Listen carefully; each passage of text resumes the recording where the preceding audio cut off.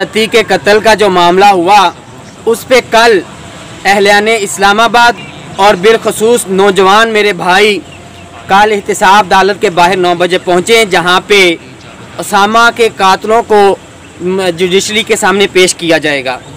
क्योंकि अगर हम अब नहीं निकलते, हम अब खामोशी इख्तियार करते हैं, तो ये कोई पहला वाक़या नहीं है। और मैंने तो ज़ाती तौर पे ऐसे वाक़यात में आवाज़ उठाकर अपने आप को तकलीफ़ में डालकर देख चुका हूँ। लेकिन अगर आज भी आप खामोश रहे, जो मेरे भाई, जो माँ बाप आज भी खामोश रहे, कल यकीन करें आपके बेटे को नाश भी इसी तरह किसी रास्ते से मिलेगी, इसी तरह किसी चौक से मिलेगी। इसको तो 22 लगी हैं, उसको शायद 50 लगें।